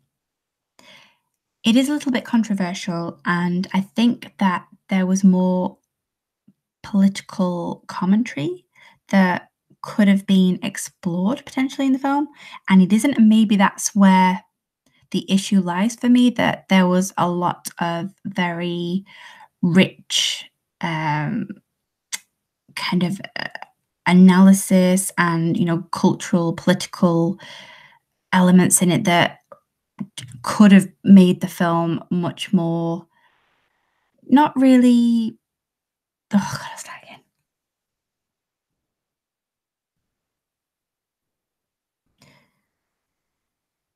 It is a little bit controversial, and for me, it's a shame because there are a lot of political and cultural aspects to the film that really could have been explored to broaden the focus a little bit, and it just really focuses on the exorcism, and it doesn't really go into what this evil is. It's a real shame. It just, for me, felt like it had been chopped up a little bit, but Scott Derrickson has publicly said that he made the film he wanted to make. So if people didn't like that, then that's absolutely fine, because he made what he, the vision that he had, that he was successful in terms of putting that on the screen. And it's a real shame. And coming back to the facts, if you will, Ralph Saatchi is retired now from the police force after 17 years of service.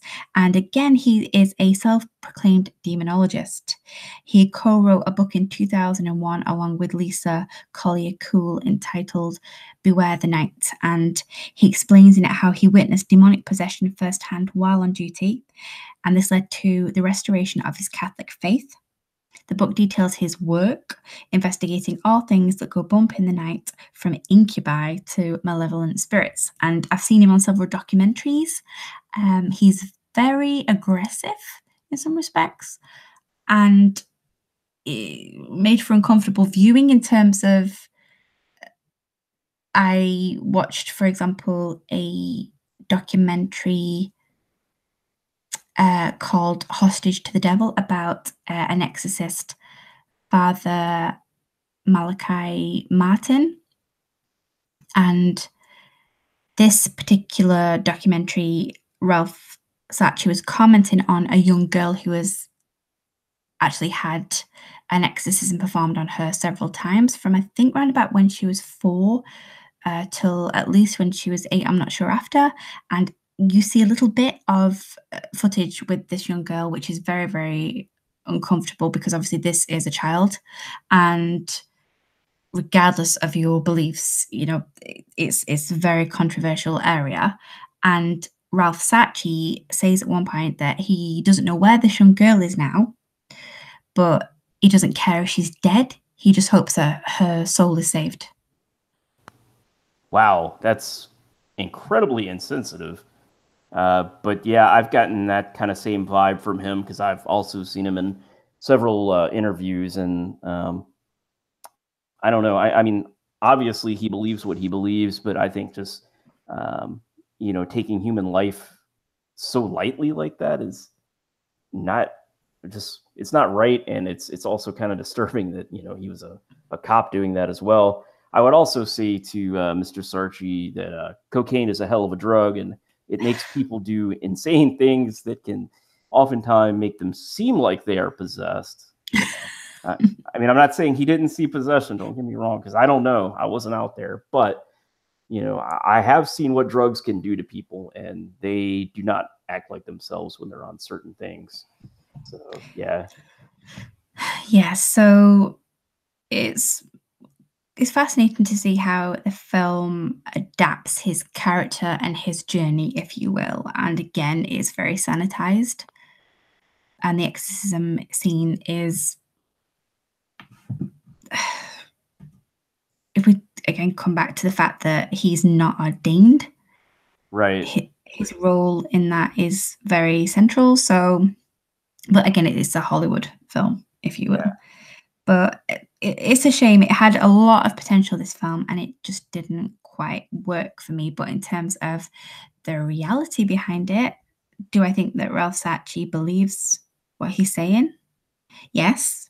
I also believe that he's made a lot of money through this, through events and appearances. So he's a bit of Yeah. a colourful character at the centre of this case. He is that. He's almost like a pro wrestling, not priest, I guess, but a demonologist, I guess. Like he almost like cuts promos or something, you know? Yes. It's like I don't know. He is an interesting guy. But I don't know. I mean, and this seems to be a common trend here too, where a lot of these people who, they say they're demonologists and whatnot, they have made a lot of money off their story. And a little embellishing of the truth oftentimes creates a lot of cash. So I don't know. I'm skeptical, put it that way.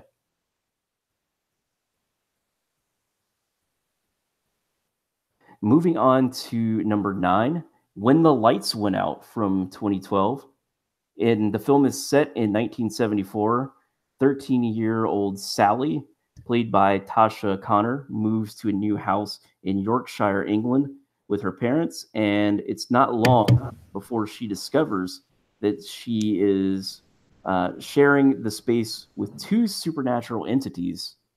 One appears to be the ghost of a young girl, while the other is a malevolent poltergeist. The latter's attacks are focused on Sally and become increasingly violent, forcing Sally's disbelieving parents to finally seek help from a local priest. It's soon apparent that even he can't help the family.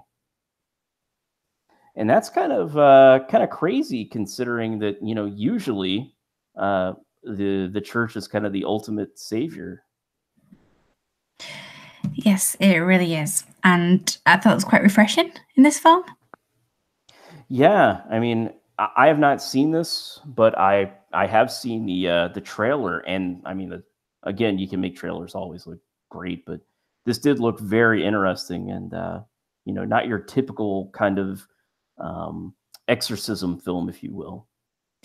No, it isn't. And it's a great cast. It has basically various familiar British actors from television and film in it. Not people who necessarily you'd know the name of, but they appear in several different things, and they're always great. So it's a really interesting little independent film that I came across not too long after it came out, I don't think. And I was just really taken with it because it reminded me a lot of the Enfield haunting. And also, as I was familiar with the case of the Black Monk of Pontefract since I was quite young, again, this was another one that I would read about quite a lot. And the film takes as its influence a book called Poltergeist, A Study in Destructive Haunting from 1981 by Colin Wilson. And this documents the alleged poltergeist haunting of the Pritchard family at 30. And this documents the alleged haunting of the Pritchard family in West Yorkshire, as you said, in 1966. And the family said that they were terrorized by an entity that they referred to as Fred, and I'm not quite sure why.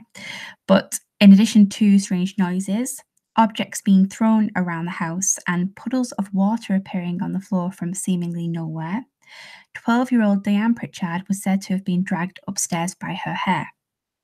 Ooh, Yeah, and again, this is something that, like I say, I've read about quite a lot. So there's all different bits and bobs that people have documented in terms of the alleged haunting, and the director of the film was sorry. Oh, no worries.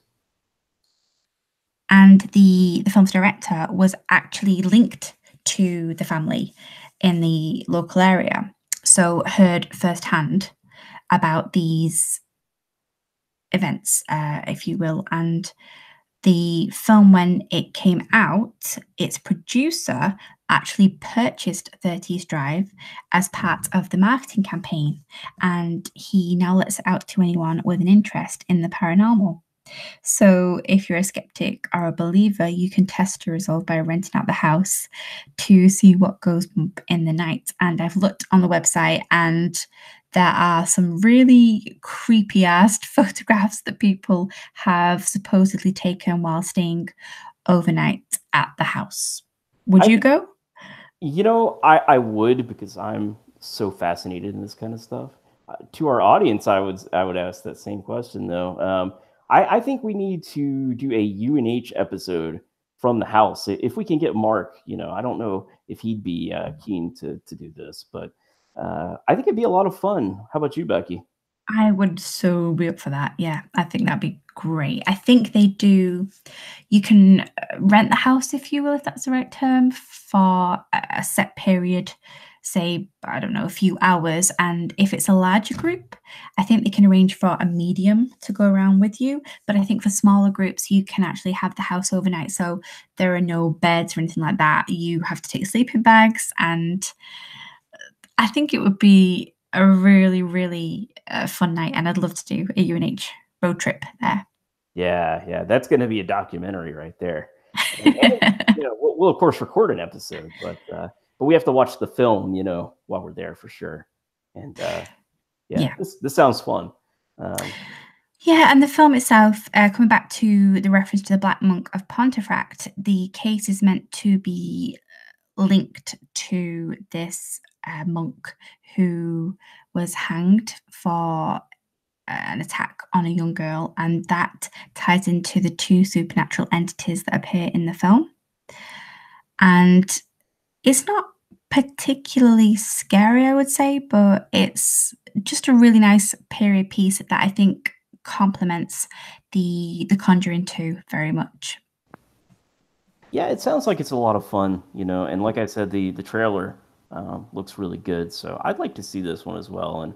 And it's refreshing, to see um, films kind of dealing with these topics, coming from England and as well as other parts in the world, because for so long it's just been kind of the Hollywood version, but it's great to see other places kind of sharing their stories now as well. Yes, and what I love about this particular entry on our list is that you can go yourself to experience the house and the site where these events are said to have happened. So, out of all of the alleged true hauntings that we're talking about, this is one that people can actually try and debunk for themselves. Absolutely. Yeah, we need to get that Patreon campaign going, right? Sing UNH. You know, come on, you guys know you want to hear us in this haunted house freaking out. I'd pay good money to actually listen to Mark, to get Mark in there, because Oh, I really think that would be difficult. If you can't get through yeah. Paranormal Activity 2, I'm not sure if we're going to get him to step foot in Yeah, this house, but I'm we can not try. sure either, but we'll try to convince some guys. Yes. All right, our last entry of the evening is one that you got to have on every list, right? And that is the Amityville Horror from 1979. Stuart Rosenberg's The Amityville Horror was one of the most successful independent films in history, spawning a further 15 films. That's incredible. That's a lot of films. There are also several documentaries and countless books on the haunting, based on Jay Anson's book, The Amityville Horror, a true story. The film depicted the events. Excuse me. Start that one more time. The film depicted the events that befell George and Kathy Lutz and Kathy's three children from a previous marriage. After moving into their dream house, High Hopes in Amityville, New York, the family claimed to have experienced an onslaught of paranormal activity. Not the film, guys, not the films. Including swarms of flies, demonic voices, and animal manifestations with glowing red eyes. 28 days later, not that film either,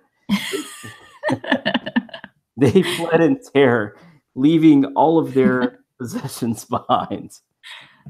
So, I mean, I think most everyone has seen the Amityville Horror, Becky, and obviously, if they haven't, maybe they've seen Ryan Reynolds' abs in the remake. Oh, yes. Well, we've talked about this at length on the Listomania remakes episode, and at various other points on the podcast, haven't we? And we're both big fans of both films. Oh yeah, both are fun. You know, I make fun of the new one a lot, but it's a lot of fun as well. But I don't think the new one beats the original. What's your opinion? Like, which do you prefer? It has to be the original, but I do enjoy the remake. It's one I can just stick on every now and again. There's just something about it. I'm not sure exactly what. Like, I know it's doesn't really hold a candle to the original in a lot of respects, but I just think it's got a bit of humor with Ryan Reynolds. I think because he always brings that to his roles, and Yeah, the subject matter I just find truly fascinating. So I very much enjoy just sticking that on. yeah, I can definitely see that. I mean, obviously, there's a lot of history that goes on with this, you know, based on a true story. So, I mean, what's some of this history that you want to talk about? Because I know we've talked about it at length, um, but for those who don't know, I guess, what is sort of the general history behind this film? Well, one of the reasons that I find the Amityville haunting so interesting is the fact that it's tied into a murder that happened in the house. And a year before the Lutzes moved into the house in 1974, it was inhabited by the DeFeo family. So Ronald Sr., his wife Louise, and their children Ronald Butch Jr., DeFeo, Don, Allison, Mark, and John Matthew. And the family, apart from Ronald Jr., were all shot with a .35. No, that's wrong, isn't it? What is it? A 35 point? How do you say it? Um, let's see. Just I think, is it Just a a Magnum? Oh, you 35 would just say caliber. 35 caliber. Yeah, You just say that. yeah, just See, 35 I caliber. told you I have no experience with guns whatsoever. That's not a bad thing. Okay, I'll start that again. Okay. In November of 1974, all of the family, apart from Ronald Jr., were shot with a 35 caliber rifle while sleeping in their beds. They were discovered by Ronald Jr., who confessed to the murders the following day, and his conflicting stories, including accusing his sister Dawn of committing the murders before he killed her in self-defense, as well as the family's apparent links to organized crime, revealed the extent of his drug abuse, and Ronald Jr. remains in prison to this day. I mean, it's chilling, isn't it? It really is. And one thing that's always got me about this crime is the fact that this family were butchered in their beds, and Yeah. with a 35 caliber rifle, why did nobody wake up? And even neighbors around said that they didn't hear anything. Yeah, I don't quite understand that, you know. It feels like there is something more to this, you know, than just maybe like drug abuse, you know. That's one element that's always just kind of niggled at me about this case. And Ronald Jr. has, he's throughout the years, he's come up with various different stories. I mean, accusing his sister Dawn of committing the murders, and then he said he killed her in self defense. She was under the covers when she was shot in her bed. So obviously, Yeah, that one's not true. yeah, and from the bloodstains and that, it was apparent that she was shot in her bed. So it's a really a really strange one. He's also said that he heard voices telling him to kill them when he admitted to doing this, and that's very much tied into the films. Yeah, absolutely. There's definitely a lot of that in the films. Indeed, and we're building up to this last entry on the list because when we talked particularly about the other alleged real cases, when books are involved, the Amityville Horror by Jay Anson is kind of the key.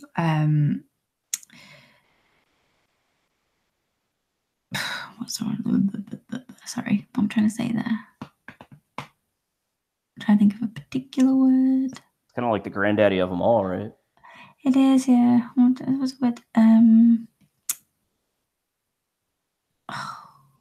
This book is the particular word I'm done. Seminal, that's it. Okay, sorry. Particularly when you think of any alleged true haunting cases that have books connected to them, Jay Anson's The Amityville Horror is kind of the blueprint in a way because of the media frenzy that happened around this. I think that a lot of later instances of alleged hauntings, particularly those that we know to be fabricated, were generated to make money because of the buzz that this story generated. And it's just, I think, obviously with The Conjuring 2 as well, we have that opening section of the film that's set in the Amityville house, and Ed and Lorraine Warren Drink were actually there, at the house again. They didn't spend a lot of time there, I don't think, but it's very much tied in this case to, I think, like I say, a lot of other alleged later cases because of just how infamous it is. And the DeFeo house itself was put up for sale with little interest from prospective buyers because of its history. And just over a year after the murders, the Lutz family bought it and moved into what was really their dream house, affordable only due to the lowered asking price because of its history. And they wouldn't even last a month there. They were in touch with a local psychical research society after the events took place, and they had left the house, fled, I should say.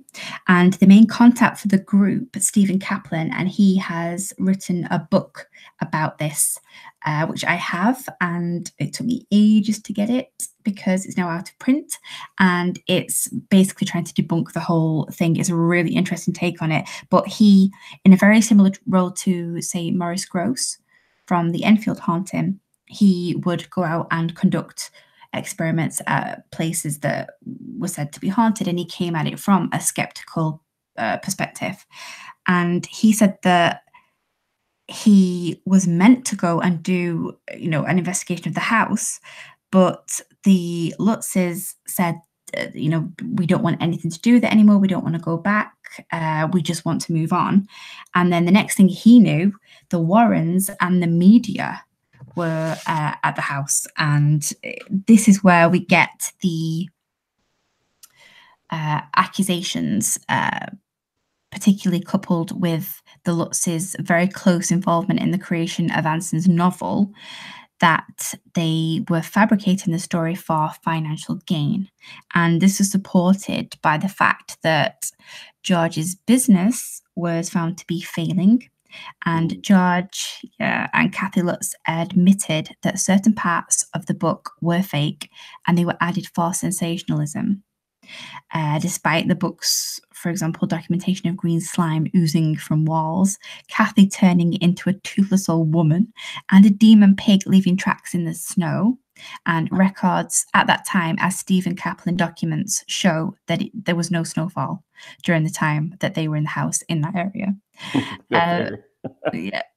George and Kathy Lutz have always maintained that they did experience a very real haunting, but that they were caught up in and manipulated by the media storm that ensued. And they went to their deaths still, basically stating that something happened. Just this was, as we've spoken about, was, embellished upon for for sensationalism to sell the books. Yeah. So again, we like I say, we have Ed and Lorraine Warren involved, which kind of brought even more media attention to this Yeah. case. But there are so many layers to this. I mean, the fact that the people who were essentially fraudulent, they admitted that some elements of the book were fake. They said that they were manipulated by the system. And I Eh, can kind of believe that, just knowing how the US media is, I mean, and probably a little bit less so back then, but there was still sensationalism even during, the 70s. So, yeah, I can buy that a little bit. yeah, indeed. And the book, have you read the book by Jansen? I have not. It's a really easy read. It's a page turner. I remember reading it when I was really young, and it always stuck with me. But it's one of those. Every chapter seems to end on an exclamation mark, very similar to say R.L. Stein's books, Oh, yes. I Goosebumps. used to love those as a kid. um, I grew up so on those. me too, me too. And it's very, very. You can tell it's geared to be this sensational piece of writing, but I think that the film captured the essence of the book in terms of this really quite creepy and insidious underlying supernatural um, element to the murders and how that related to the family that moved in, and whether or not it was financial gain. It's just, for me, you can say that it's exploitative in the way that everything is based on this family being brutally butchered. But the fact that nobody woke up, and it just really, I mean, were they drugged by any chance? I know you can try to silence um, the the firearm, but Yeah. you would still hear that. Yeah, I mean, I don't know. There's definitely, it seems like, a little something more to this than a lot of these cases. I mean, unless all the family's just like been heavily drinking. But yeah, for no one to hear the firearm, that's really the strangest part. I mean, that you can make silencers, but I I don't think, how old was the kid when he did this? Do you know? Ronnie DeFeo would have been, I think at the time, he wouldn't have been, say, older than, say, 23. Okay, so he may have had access to that kind of thing. But it's still, the whole thing is really weird. Like you say, the fact that no one woke up, very, very odd. It really is. And on top of all of this, we have uh, all of the films that came out. And I was surprised to find out that there were so many films based on essentially this case. Yeah, But the documentary My Amityville Haunting, which is based on one of the Lutz children's, as an adult now, talking about, and as a father himself, talking about his memories of that time and the media circus. yeah. And you have you seen this one? I have. It's incredibly fascinating, especially if you have an interest, in the real story behind the film. I absolutely recommend this documentary. But it's kind of sad to see how he's affected, right? Yes, and I think that ties into all of these alleged cases that we've spoken about today, that there are very real human elements at the center of these very vulnerable people, and whether it's manipulation for financial gain, where it seems to be quite a bit, or if it's just a case of stories and folklore, being taken and embellished upon over time.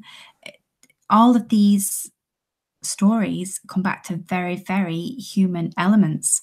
And in a lot of cases, I think that's really quite sad. I do too. Because I don't think everyone who claims to have like a haunting just wakes up one day and says, "You know how I could get some attention? Let me just make up their ghost in my house." Because honestly, most people don't even get any kind of attention from it. So, like the in the documentary, I truly feel like this poor guy, he obviously went through something really terrible. And, him more than really anyone else makes me think that something may have really gone on, in that house. Yeah, and I think the documentary suggests that this was a dysfunctional family, Yeah. Oh, yeah. as well as the book. I mean, they allude in the book to the parents beating the shit out of the children with wooden spoons. Yeah. And I mean, um, since it was kind of a family that was sort of put together, I'm sure obviously you're going to have kids who are going to misbehave, but I think, hitting a kid with a wooden spoon, not the right way to go about it. Yeah, and he has a lot of animosity towards George as his stepdad, and Oh, that yeah, big time. we don't really see that in the films. It doesn't really pick up on that, but obviously this is his personal account, and as personally as a child who was brought up by a stepfather, I can understand there's always a bit of friction there. But Yeah. he takes that one step further by suggesting that uh, this man was involved in black magic, and he, in the documentary, does believe that things happened, but that they supernatural things, I should say, but that they were the result of George Lutz dabbling in the black arts, and he makes claim to seeing George Lutz levitate off the floor and things like that. So Yeah, I mean, some definitely some outrageous accusations there. Um, but he makes no bones about the fact that he did not like his stepfather one little bit. no, and like I say, it is quite uncomfortable to watch, and you really do feel for him, especially when he talks about how difficult it was at school when the film came out. And this was he was being portrayed, on the big screen.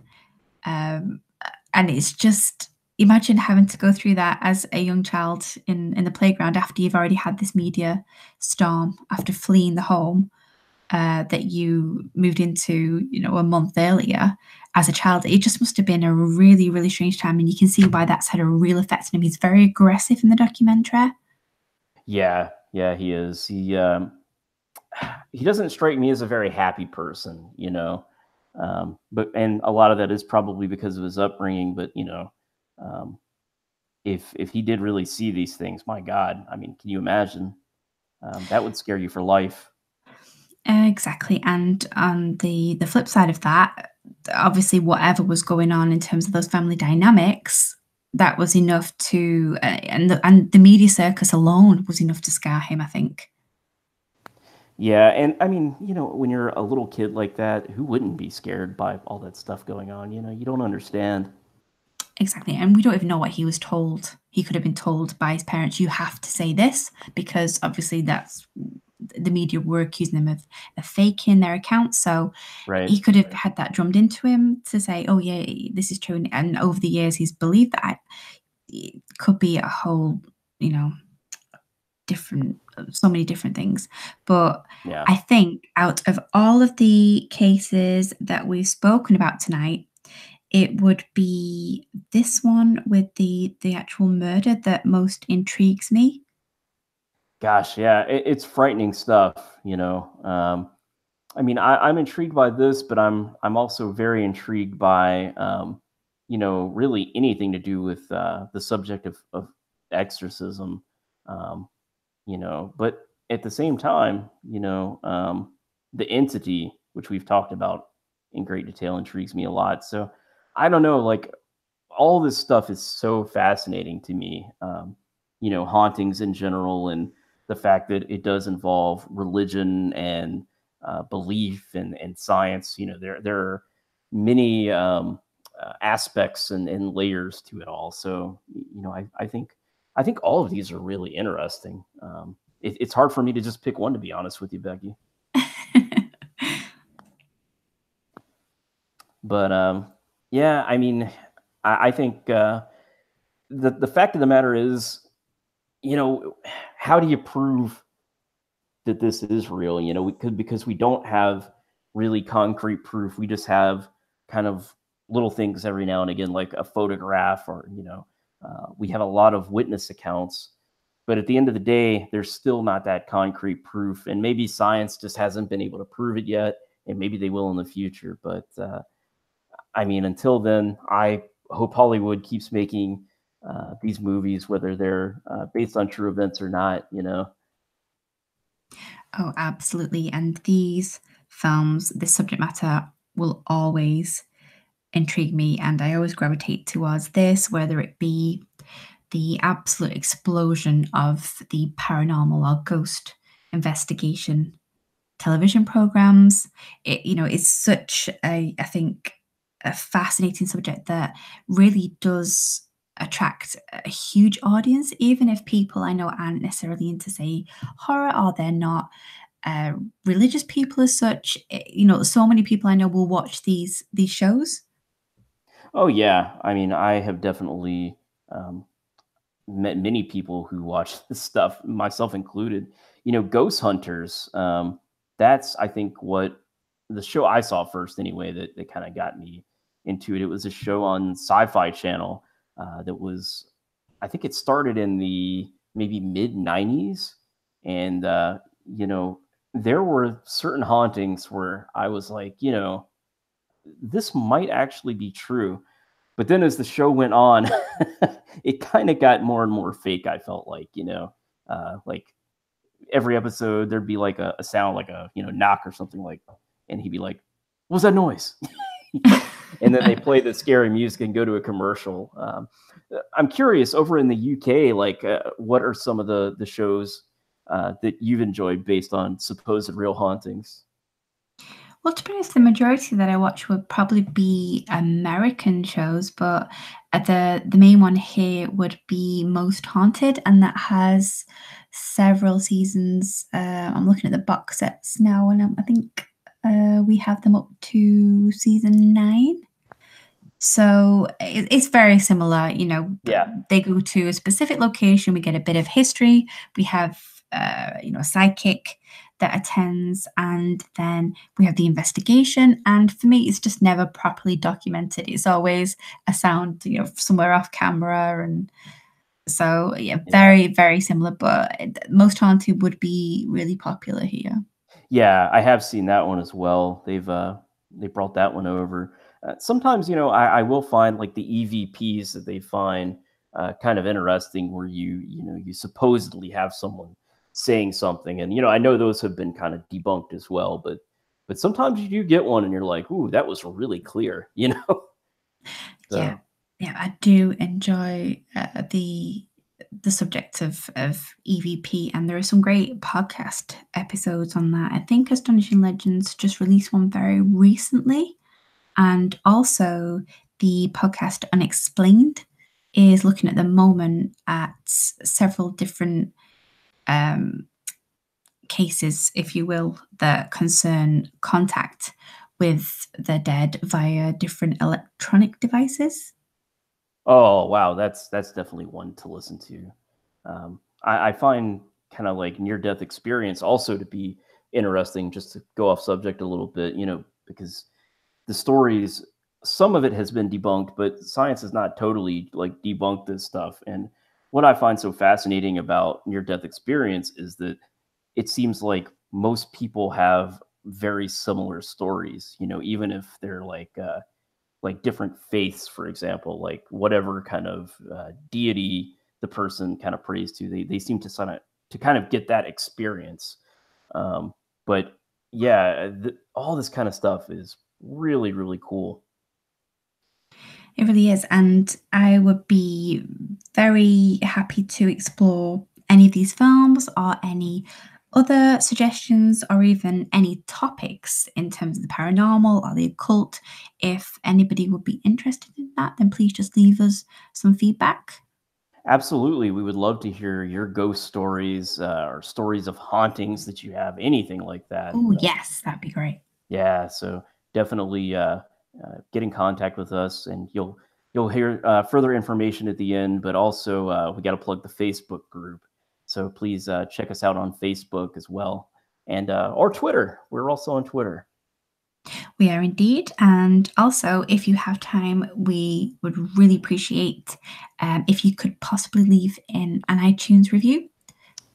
Yes, those iTunes reviews, they help us a lot. They help get the word out because the more reviews we get, the higher we go in the iTunes rankings, and it just helps people find the show. Of course, we also appreciate your word of mouth, telling people kind of about what we do here as well. Well, I think that's going to wrap it up for this episode, Becky. It's been a lot of fun. I've really enjoyed this. Yeah, me too. So thank you all for listening, and we'll see you next time right here on the United Nations of Horror. All right. Sorry, I got really coffee at the end. Coffee there? Pardon? Sorry, you said something about coffee there?